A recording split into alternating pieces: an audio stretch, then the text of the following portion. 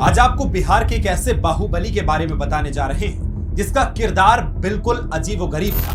वो अमीरों को तो लूटता था लेकिन गरीबों की मदद करता था और उसके इसी किरदार की बदौलत वो बन गया था बिहार का रॉबिन हुड। एक वक्त तो उसे लालू यादव की विरासत का उत्तराधिकारी भी माना जाने लगा था और उसका उदय दंत कथा के किसी नायक के रूप में हुआ था। आइए कहानी आज उसी रॉबिन हुड की। नमस्कार, हिंदी खबर का डिजिटल प्लेटफॉर्म देख रहे हैं आप। आपके साथ मैं हूं विकास ब्रजेश सक्सेना। बिहार जो लिट्टी चोखा के स्वाद, छठ की आस्था के लिए दुनिया भर में जितना जाना जाता है उतनी ही यहाँ की सियासत भी जानी जाती है। और सियासत के कुछ नाम ऐसे भी हैं जो हमेशा चर्चा का विषय बने रहते हैं, जिनमें से एक नाम उस बाहुबली नेता का है जिसका नाम सबकी जुबान पे आता है, जिन्होंने 17 साल बिहार की जेल से तिहाड़ तक की यात्रा की है। और वो नाम है राजेश रंजन, जिसे लोग पप्पू यादव के नाम से भी जानते हैं। जब कहानी शुरू हुई तो इलाके में पप्पू यादव और आनंद मोहन सिंह की समांतर वाली सरकार चलती थी। 90 के दशक की शुरुआत में पप्पू यादव और आनंद मोहन जो राजपूत नेता हैं, उनके बीच जातीय वर्चस्व की लड़ाई में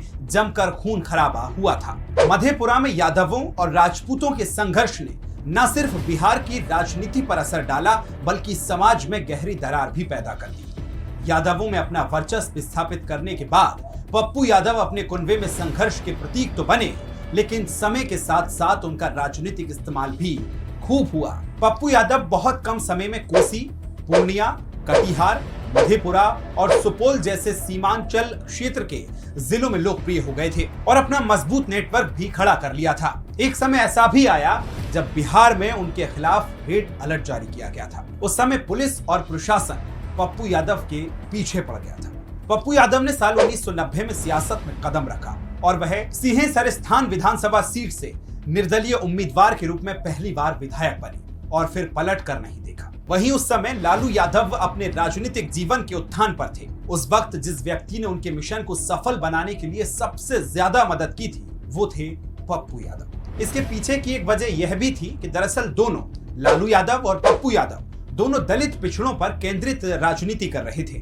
यही कारण था कि पप्पू खुद को लालू का उत्तराधिकारी मानते थे। ये बात अलग है कि पप्पू की मंशा पूरी नहीं हो पाई। साल 1991 में पप्पू यादव ने लोकसभा चुनाव में पूर्णिया सीट से निर्दलीय चुनाव लड़ा और जीतकर सांसद बन गए। बाहुबली से सांसद बने पप्पू यादव एक बार फिर चर्चा में आए जब 14 जून 1998 को माकपा नेता अजीत सरकार की हत्या कर दी गई। इस मामले में साल 1999 में 24 मई को उनको गिरफ्तार किया गया।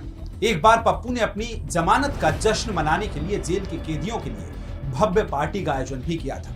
इसी बीच सुप्रीम कोर्ट ने उन्हें 3 बार जमानत दी, लेकिन उनकी जेल की गतिविधियां सार्वजनिक हो जाने के बाद उन्हें दिल्ली की तिहाड़ जेल में स्थानांतरित यानी ट्रांसफर कर दिया गया। लेकिन लगातार 12 सालों तक जेल में रहने के बाद साल 2013 में पप्पू यादव को सबूतों के अभाव में बरी कर दिया गया। लेकिन जेल में रहने के दौरान पप्पू ने अपनी छवि को बदलने की पूरी कोशिश की। साल 2015 में राष्ट्रीय जनता दल से बाहर होने के बाद पप्पू यादव अपनी खुद की पार्टी जन अधिकारी पार्टी उन्होंने बनाई। 2019 में लोकसभा चुनाव में खुद की पार्टी के टिकट पर मधेपुरा से वो चुनाव लड़े, लेकिन उन्हें हार का मुंह देखना पड़ा। इसके बाद 2020 में विधानसभा चुनाव में पप्पू यादव की पार्टी 154 सीट पर उन्होंने चुनाव लड़ा, लेकिन पप्पू यादव समेत उनके साथी प्रत्याशियों को भी भारी हार का सामना करना पड़ा। वैसे देखा जाए तो जेल से बाहर आने के बाद वो आज तक निरंतर अपनी आपराधिक छवि को बदलने की कोशिश में लगे हैं और अक्सर सामाजिक कार्यों को लेकर चर्चा में बने भी रहते हैं। तो ये थी पूरी कहानी बिहार के बाहुबली और दबंग नेता पप्पू यादव की। लेकिन क्या वो अपनी आपराधिक छवि से उभर पाए हैं, ये एक बड़ा सवाल है। क्या जनता उन पर दोबारा से भरोसा कर पाएगी? कमेंट बॉक्स में हमें जरूर बताएं। अगर ये आपको वीडियो पसंद आया है तो हमारे पेज को लाइक करें और शेयर करना ना भूलें। साथ ही ऐसी ही और दिलचस्प कहानियों को देखने के लिए बने रहिए हिंदी खबर डिजिटल के साथ। नमस्कार।